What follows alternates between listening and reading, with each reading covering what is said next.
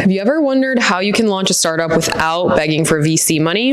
In this video, I'm going to share 7 proven funding strategies and some that don't require giving up equity at all. I'm Kat Weaver, exited founder, angel investor, and I've helped founders close over $50 million in grants and venture capital. And these 7 ways are how I guide founders through their funding journey, because VC is not for everyone. Not all money is good money. And in reality, money is easy to come by. It's just a matter of finding the right money and strategic money. And you don't have to give up equity to be considered a good business. You don't have to raise venture capital to say that you're a great business. The majority of companies who end up raising venture capital end up actually failing anyway. So I'm going to go step by step through the options, what each means, and how you can start to consider it instead of falling into the VC is going to make me great trap. So the first option is always bootstrapping. I love to consider this also like customer financing.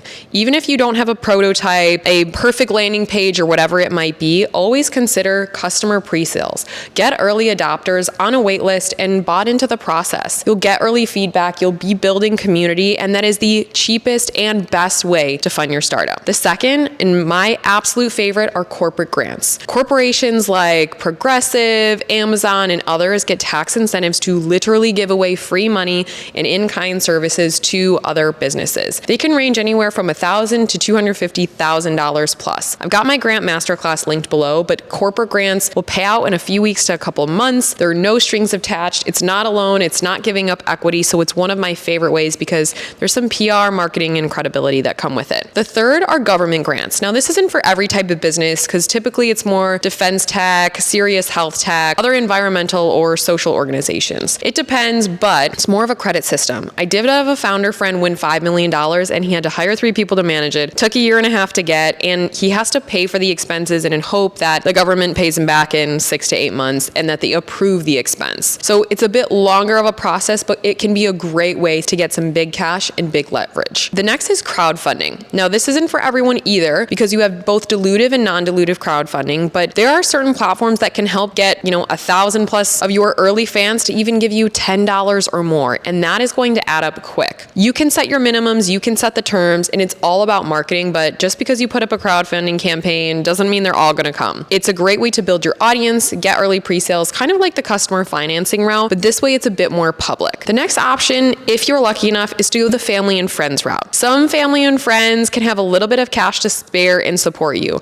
Now, this can get a little bit tricky, and not everyone has a kind of wealthy network, but if you can go the family and friend route before the institutional investor route, it's probably going to save you in the long run. After thinking about the family and friends route, I love thinking about debt for a small company. Debt used to be and consider kind of a scary word, but debt is cheaper than equity. If you can go for small business loans, micro loans, revenue-based, PO financing, lines of credit, building a relationship with your local banker, it's going to get you a long way. As long as you can think about the terms and you're building as to what that payback period is going to be like and you're realistic about it, that is going to be so much more affordable for you in the business long term than giving up a whole chunk of company for a bit of cash. Next is accelerators. Some are dilutive, some are non-dilutive, meaning that some will take equity and others are support and cash. Always look at the terms. Some accelerators can offer mentorship, a combination of cash, opportunity to pitch other investors, bring on other team members, and it's meant to be a extension of support over a period of weeks or a few months. Now, not all accelerators are created equal, but I've been a part of many free ones like Mass Challenge, where I ended up winning a $25,000 grant in the end and got paired with incredible mentors. So it's worth taking the time to get that little bit of education and build your network in the meantime. Lastly, and this should be a last resort even before the VC route, is angel investors.